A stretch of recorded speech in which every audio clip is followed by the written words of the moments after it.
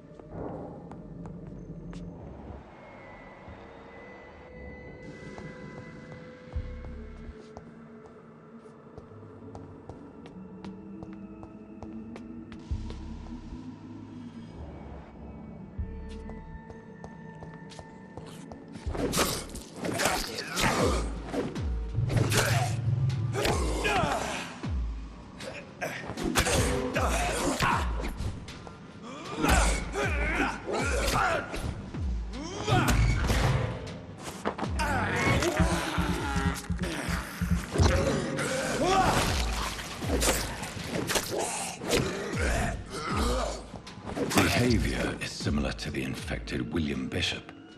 Must be the same strain. This sickness moves faster than influenza.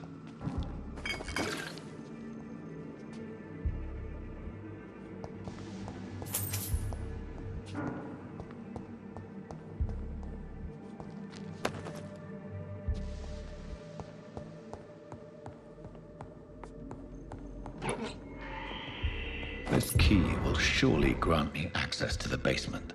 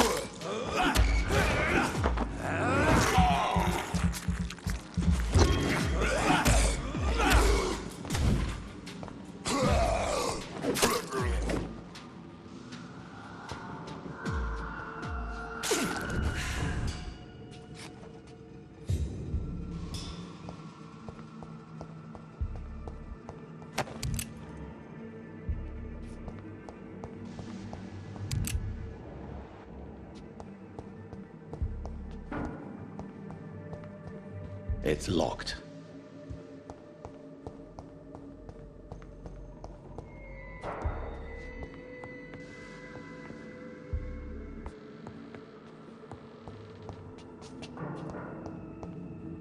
Balls of Mars. Fortifiers. As popular as they are ineffective. But they do contain iron tartrate, and that might prove itself useful.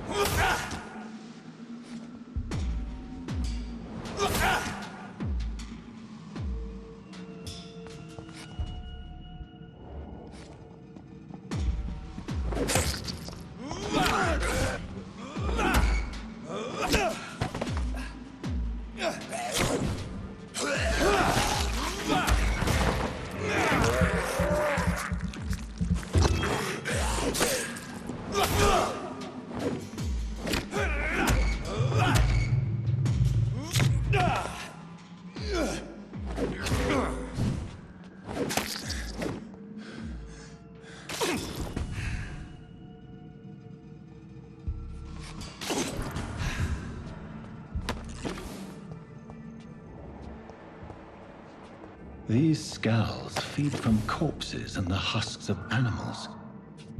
They're not after blood.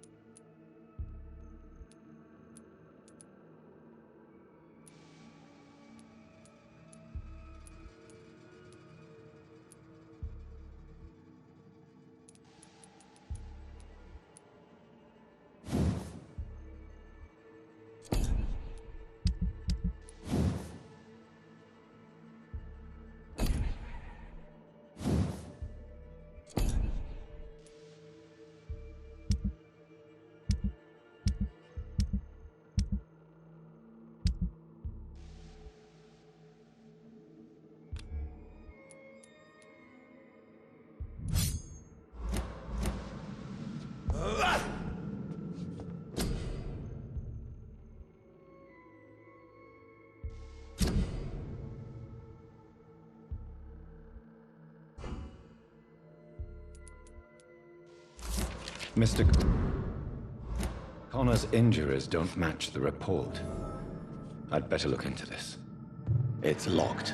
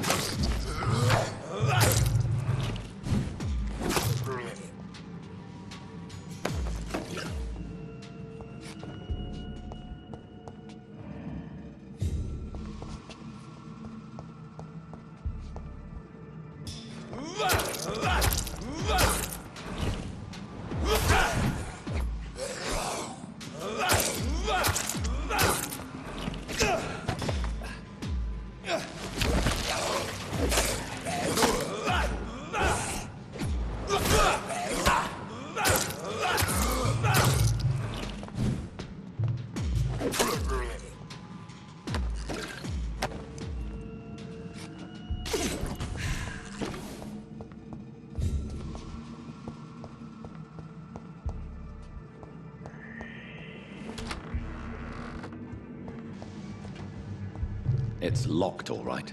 It's locked, all right.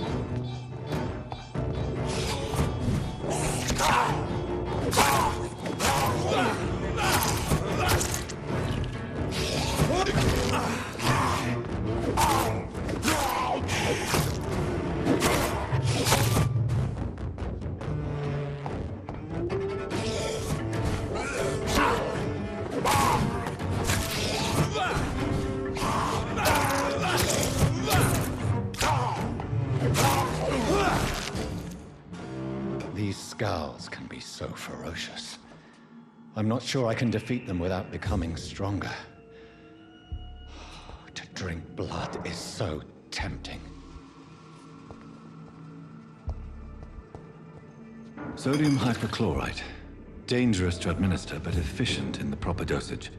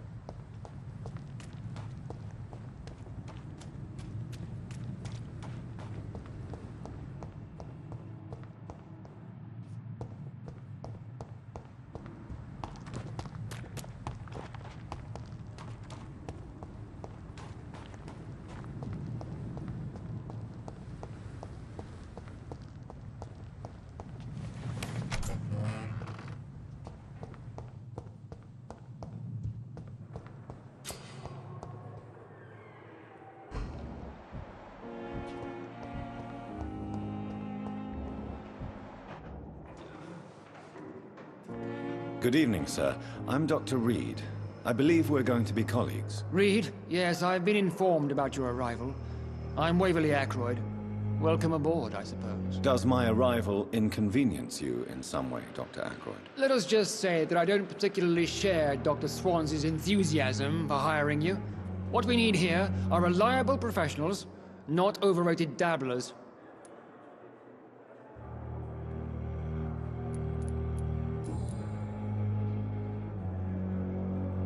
If you have a problem with me, Dr. Ackroyd, please feel free to tell me. Dr. Swansey has imposed your presence on this hospital without asking anyone's advice. The benefit of his position. But I don't agree with it. I know we've never met before, but I believe this hospital could use all the help it can get. You will agree with that, I'm sure. Oh, but I have heard about you, Dr. Reed. Of course, you can't say the same about me, since I have not wasted my time courting the press.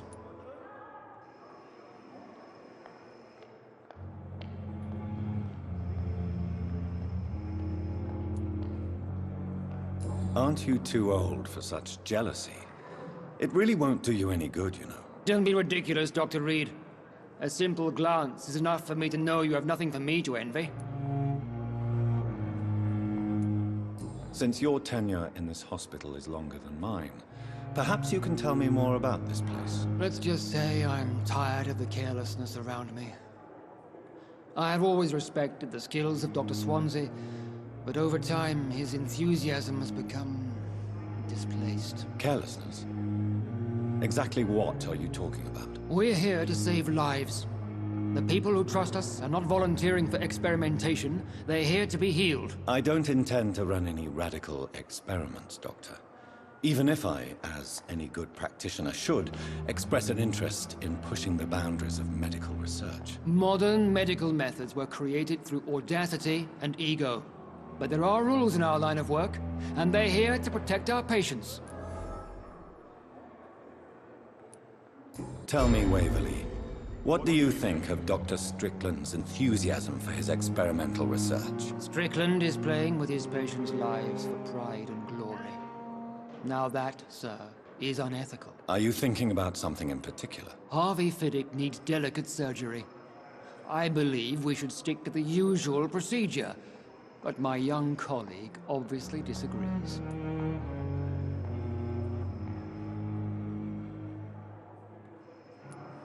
Why do you wish to lead this surgery? I strongly believe that Mr. Fiddick should not be butchered to test an unproven procedure.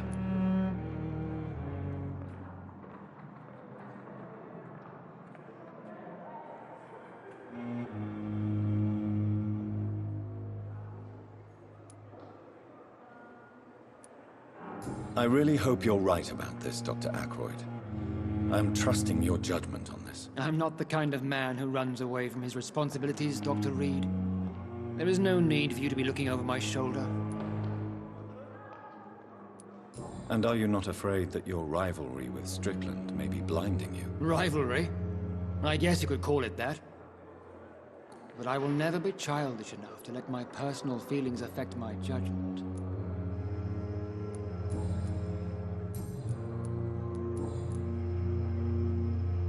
It seems you have bad memories of your military service. I refuse to see this industrial slaughter as scientific progress. War only reveals the worst in men. We can at least agree on something, Dr. Ackroyd. I don't know what you've heard about me, but I have already proved my value as a practitioner. I don't question your skills, Dr. Reed, but your motive. Is it money, fame, or are you truly dedicated? And what exactly is that supposed to mean? I served in the war just like you. But unlike you, I did not use the wounded to play the modern sorcerer. Be careful what you insinuate, Dr. Ackroyd. I only want you to admit you used those men to improve your theories.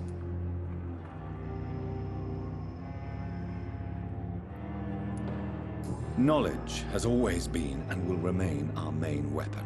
And it has always come at a price. And personal initiative. It is not a question of initiative, it is a question of integrity. These men and women have put their faith in us, Dr. Reed. Thank you for your time. We'll talk later.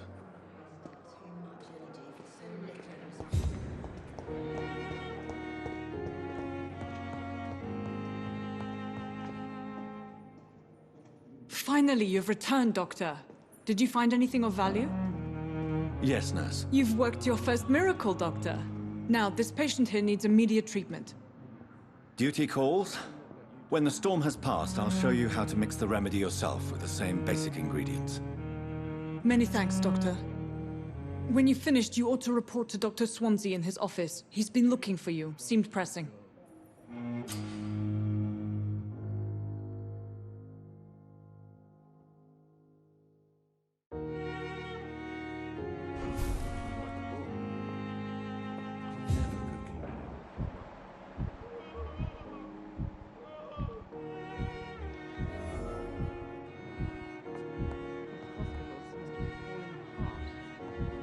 Circumstances, I'm willing to give you the benefit of the doubt. I'm all right. Let you down, Mike.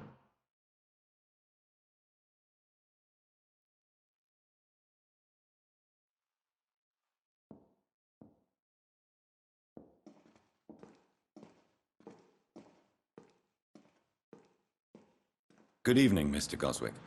How are you? I'm okay.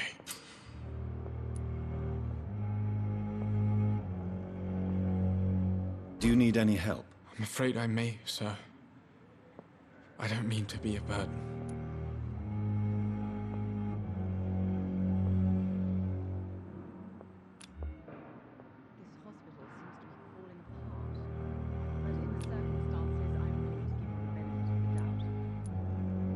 You are not a burden, sir. Healing you is my responsibility. And you have my gratitude for that.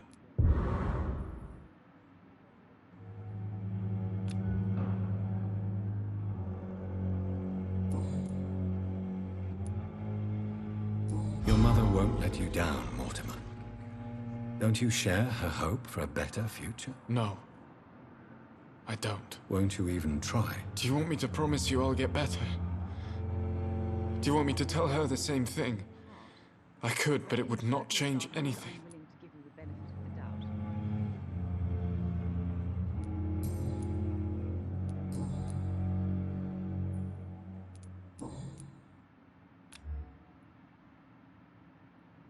I have to go now, sir. But don't hesitate to contact me if you need any help. Don't waste your time with me. This hospital seems to be falling apart. Calm the children But down. in the circumstances, I As for me.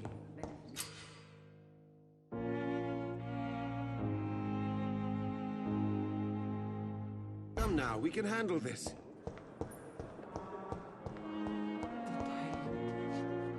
It's here again.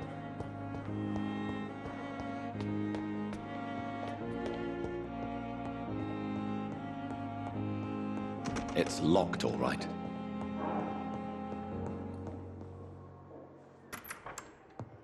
Please, Jonathan, come in. Fascinating, is it not? In the last decade, so many mysteries have been brought to light with our microscopes. The human body, biology's penultimate frontier. The more we explore its boundaries, the less we're able to trace a clear line between life and death. You, my friend, have a foot in both countries. The view must be vertiginous. It's at least as vertiginous as chatting about vampires with you, I would say. This must be all so new to you. This area of town, the hospital, a brand new life. How stimulating it must be. I wish I could share your enthusiasm, Dr. Swansea. But my condition defies scientific categorization. Undead? Unalive? Immortality defies logic. I cannot express my thrill at this serendipitous turn of events. The world's most eminent specialist in blood transfusions, a vampire. One might say a gift from heaven.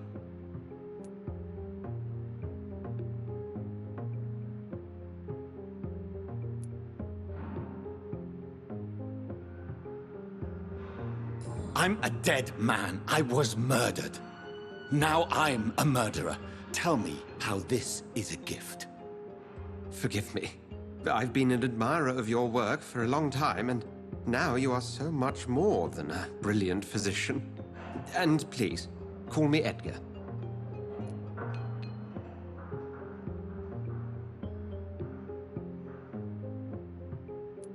There is no need to apologize, Edgar. You offered me sanctuary when I had none. Very well. I have a task for you, Jonathan. Something that will require all your newfound skills. Please, go on. The Pembroke only survives through the generosity of our benefactors. Unfortunately, our main donor has found herself in a bit of a bind. Now, if you could help her out... A spokesman or politician is what you need. That's not my calling. And until I come to understand what has happened to me, I require discretion. Discretion is in order, Jonathan. Lady Ashbury has recently received rather indelicate correspondence that, if revealed, would jeopardize her position. And you would like me to eradicate this threat? By the stole, of course not. I would just like you to pay her a visit. Her ladyship is certainly near the tents outside, tending the sick. You can't miss her. Look for someone impossibly delicate. Accepted. I'll see what kind of trouble Lady Ashbury is in.